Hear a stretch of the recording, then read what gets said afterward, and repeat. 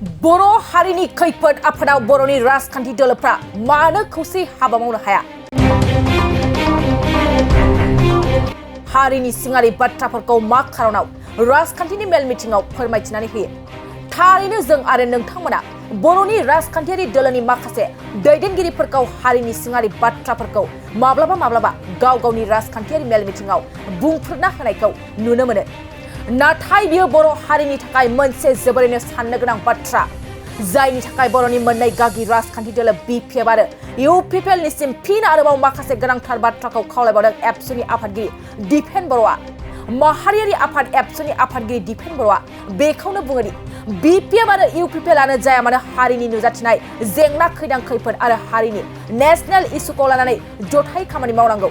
जायनि थाखाय मिजोराम रायजोनि जायगायारि राजखान्थि दोलोफोरखौ रुजुदों दिपेन बर' बिथाङा। जों बयबो मिथिगौ मिजोराम रायजोआव बावैसो बिधान सभानि बिसायख'थि जानानै थांबाय आरो बेनि फिथाइखौबो मिथिनो मोनबाय। थारैनो मिजोराम रायजोआव जायगायारि दोलोआनो गोख्रोङै गसंनानै गावनि जायगायाव गावनि गोहोखौ लाखिनो हादों।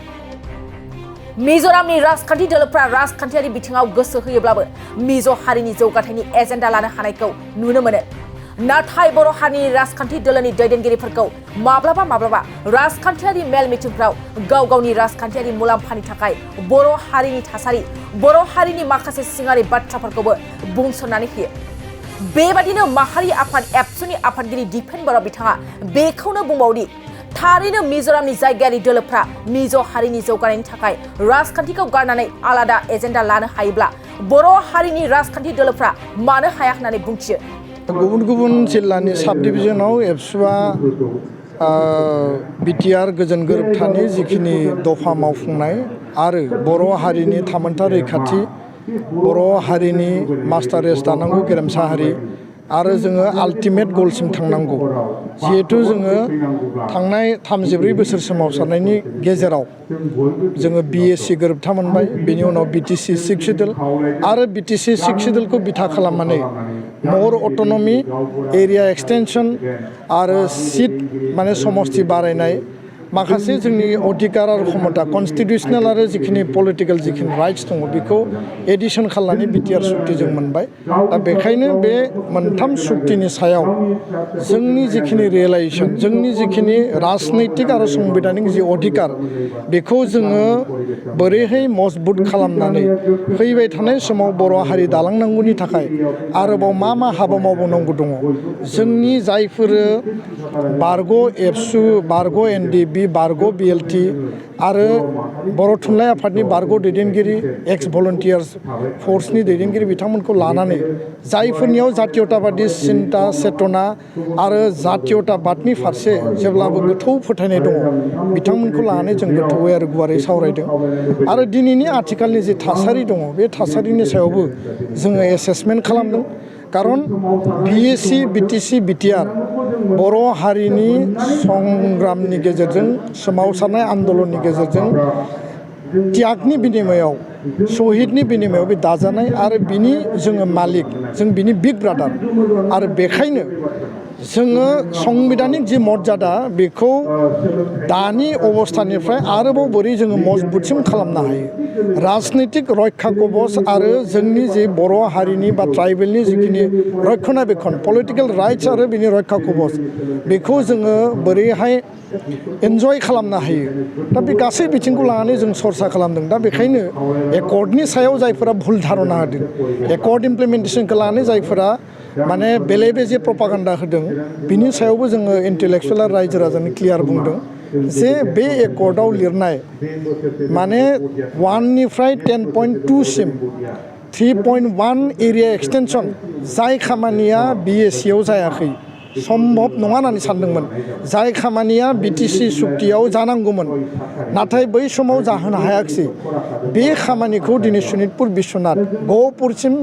40 गामि सोसननानै आरो बै ओनसोलखौ उदालगुरि जिल्लायाव बिटिआर 6 सिडुलाव दाजाबनानै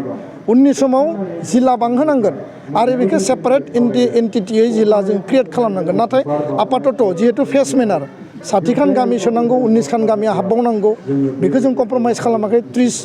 जोंनि नभेम्बरनि दिल्लीनि जइन्ट मनिटरिं कमिटिनि जि डिसकासन जों स्पष्टयै बुंदों दा बेखायनो गामि सोनायनि जि मोनसे प्रक्रिया जि प्रसेस बियो गभर्नरनि खामानि आसाम केबिनेटनि खामानि बाउन्डारि कमिसननि खामानि आरो बे लेभेलाव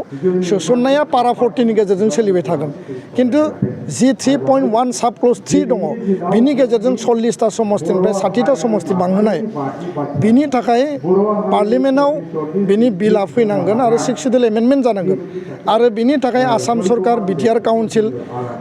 मिनिस्ट्रि अफ होम एफेयार्सनिसिम जिखिनि प्रप'जेल हरनांगौ समस्ति बानायनायनि थाखाय बे प्रप'जेला थांबाय दा आङो मैया खोनादों मैया नुदों जे मानगोनां हाग्रामा महिलारि बिथाङा सासे माने संग्रामी नेतामोन किन्तु दिनै सासे संग्रामी नेतानियाव माबायदि बेबायदि भाषा फैनो हायो माबायदि बेबायदि खोथा फैनो हायो जोंथ' इउनिटि आरो पिसनि खोथाखौनो आपिल खालामबाय थादों जे पलिटिकेल पार्टि बर'नि जायफोर दङ बे इउपिपिएलआनो जा बिपिएफआनो जा पिस आरो इउनिटिनि सार्थआव बयबो जातीय बाद आरो जातिनि इस्यु आरो एजेन्डा नेसनेल इस्यु आरो एजेन्डाखौ लानानै खामानि मावनांगौ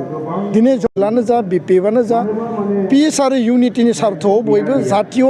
बाद आरो जातिनि इस्यु आरो एजेन्डा नेसनेल इस्यु आरो एजेन्डाखौ लानानै खामानि मावनांगौ दिनै जराम पिपल्स मुभमेन्ट जाय मिज'रामाव सरकार दादों बिथांमोननि एजेन्डाया जुदि 1986आव जानाय माने मिजु नेसनेल फ्रन्टनि जि माने मिजु एजि एकर्ड बेखौ इमप्लिमेन्टेसन खालामनायनि सजातीय मिजु जातिनि जौगानायनि थाखाय जुदि बिथांमोना एजेन्डा लानो हायोबा दिनै बर' पलिटिकेल हान्जाफोरा जातिनि सार्थखौ बाद होनानै राजनितिक सार्थनि थाखाय मानो खोथा बुंगासिनो दङ जोंहा बेखौ लानानै माने दुखु मोननाय दङ आरो बे बिराद मोनसे आनफर्चुनेट इन्सिडेन्ट होननानै बुङो दा बेखायनो बिथाङा बुंदों जे 60टा समस्ति जायोबा आङो सोरखौबा 10 बार खुलुमगोन होननानै दा बे बाथ्राफ्रा मानो रज'यो मानो फैयो पलिटिकेल इन्ट्रेस्टनि थाखाय बुंदों ना नोंथाङा बेखौ बादा होनो थाखाय बुंदों जि समाव बड'लेण्ड आन्दलन जादों बे समाव बिथाङा बुंबाय 110% बड'लेण्ड जाया बिनि उनाव एकर्डआ जाबाय एकर्डखौ बादा होबाय बिनि उनाव आरो बिथाङा बे एकर्डआवनो उइटनेस हिसाबै हिमन्त बिश्व शर्मा सर्बानन्द सन'वाल हाग्रामा महिलारि बिथां साथामबो बेयाव सहि होबाय सहि होखांनायनि उनाव बुंबाय जे बे एकर्डआ बिराद मोजां बेजोंनो जोंहा बड'लेण्ड जाहैसिगोन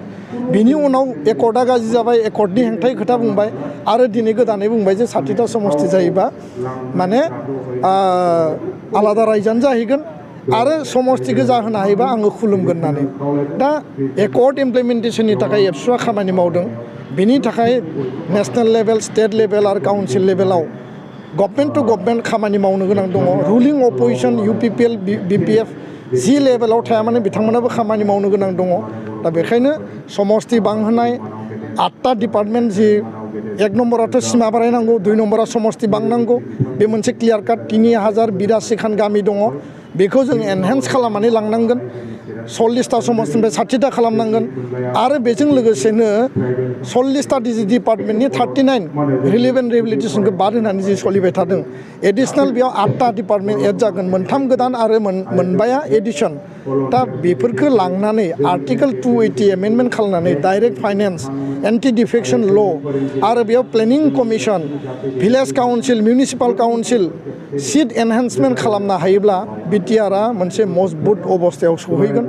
आरो बेखौ लानानै बर' हारिनि इयुन जोलै दानि आथिखालनि युथ जायफोरा लेखा गोरों जायफोरनो इमप्लयमेन्ट जेनेरेसन नांगौ साख्रि बाख्रि नांगौ जायफोरनि भबिष्यतआ सेकिउर जानांगौ बे आइजोफोरनि थांना थानाया सेकिउर जानांगौ बे लेभेलाव जोङो खामानि मावगासिनो दङ दा बेखायनो जाति सार्थनि थाखाय बयबो हाबा मावनांगौ जोंनि आपिला बे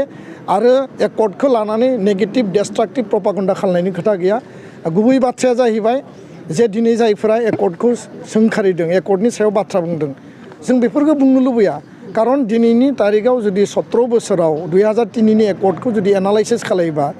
जायफोरा आन्दलनकारि जायफोरा सुक्ति खालामबाय सरकाराव फैबाय दिनै बिनि उनाव एकर्ड इमप्लिमेन्टेसना बिथांनि बै समाव हाग्रामा महिलारिनिमोन दिनै प्रमद बर'नि 2020नि उनाव दा बेबादि बाथ्राखौ जों जुदि एनालाइज खालामोबा 95 भिलेज एडिसनेल भिलेजआ सरकारजों थासेयावबो मानो जाफुङाखिसै एसटि हिल कार्बि आंलंनि इस्युआ मानो सरकारजों थासेयावबो जाफुंहोनो हायाखिसै दिनै बेजों लोगोसे बिटिसिआव मानो मोनसेबो लेन्ड पलिसि लाबोनाय जायाखिसै आरो बिनि अनगायैबो मानो बिटिसि सरकार सालायनो थाखाय मोनसेबो रुल बानायनाय जादिया एक्सेप्ट मा होनना बुङो बेखौ बिटिसि फान्ड रुलनि बादै बे बाथ्राफोरखौ लानानै जोङो आरो गोदानै एनालाइज खालामनो सानाखै खारन बेफोरो जोंनि गेजेराव माने डिभाइड एन्ड रुल जोंनि गेजेराव सौग्राव सौसि मोनसा मोनसि बेफोर थासारिखौ लाबोयो जोंनि सार्थआ जाबाय जि एकर्ड दङ एकर्डनि मोनफ्रोमबो दफाखौ इमप्लिमेन्ट खालामनांगौ आरो जातिनि सार्थआव सिक्स सिडिउलखौ मजबुत खालामनानै जोङो पलिटिकेल जि जोंनि जि रैखा कबच पलिटिकेल जोंनि जि राइट्स बेखौ जोङो एन्टारटेन खालामनांगौ एन्जय खालामनांगौ फारसेथिं बर' कसारि काउन्सिलावबो गामि नटिफाइ खालामनानै समस्ति दानानै बाजेट प्रभिजनखौ बारायनानै बिसायख'थि खुंनानै बेखौ मजबुत लेभेलाव अट'नमास काउन्सिलखौ जोङो स्ट्रेंथेन खालामनांगौ गोजोन्थों सना रुफा आरो हिरानि जुवेलारि गाननो मोजां मोनग्रा सुबुंफोरनि थाखाय गोजोनथाव खौरां दासान्दि फुजा बोथोरखाय खम बेसेनाव फानगासिनो MSCB जुवेलार्सआव सना रुफा आरो हिरानि समायना रमायना जोंख्लाबनाय जुवेलारिज MSCB जुवेलार्सआव मोननो हागोन राजकोट जुवेलारि कास्टिं जुवेलारि कलकाता जुवेलारि मेसिनजों बानायनाय जुवेलारि आरो आखाइजों बानायनाय जुवेलारि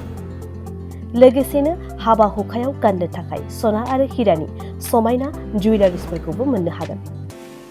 MSCB जुवेलार्सआनो दं क'क्राझार सहरजों नांजाबनाय क'क्राझार रेल गेटनि साखाथि वार्ड नं 5 बिबेकानन्द पथआव MSCB जुवेलार्सजों थोंजोङै जगाजग खालामनोबो हागोन 9954273079 जानबुं अनजिमायाव